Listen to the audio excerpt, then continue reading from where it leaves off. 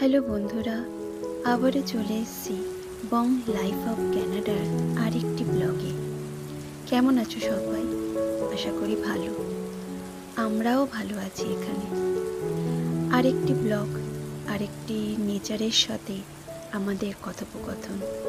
দেখো, চারিদিকে শুধু বরফ আর বরফ। এই ক্যানাডার এই শীত এলেই এই অবস্থা হয়। তবে সব কিছু ছাপিয়ে যায় এই প্রকৃতির সৌন্দর্য। এখনো ফল সিজন ঠিকভাবে যায়নি, কিন্তু তার মাঝেই এরকম স্নোফল চলছে। সবুজ পাতাগুলো নিজেদের শেষ সম্বলটুকু আশ্রয় করে দাঁড়িয়ে আছে। কি অপরূপ সৌন্দর্য! প্রকৃতির এই সৌন্দর্যের কাছে সত্যিই আমরা হার মানি। প্রতি বছরই এই চলা আসার মধ্যেখানে আমাদের অস্তিত্ব, এক বেঁচে থাকার লড়াই। সব কিছু নিগড়ে এই ভালোবাসাটুকুই এই প্রকৃতির মাঝে ছড়িয়ে দেওয়াই আমাদের একমাত্র কাম্য। সব কিছু যেখানে বাঁধ ভাঙা উচ্ছ্বাসে চলতে থাকে এক না থামার চলার পথে।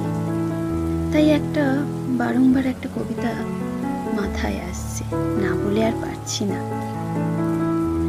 না থামা চলার পথে চলেছি আমি, যেখানে সবের মাঝে তোমাতে আমি, যেথায় সব ভুলে আমি আরো একবার তোমাতে হারাই।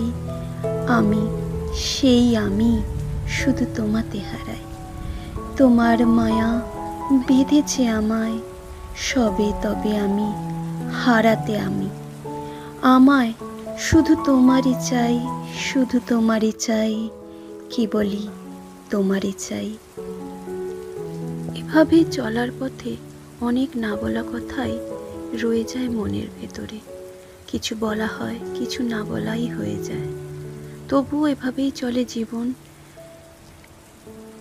তবে এরই মাঝে তুমি আছো, আমি আছি, আর কিছু না বলা কথা, যেগুলো হয়তো কোনোদিন বলে উঠব।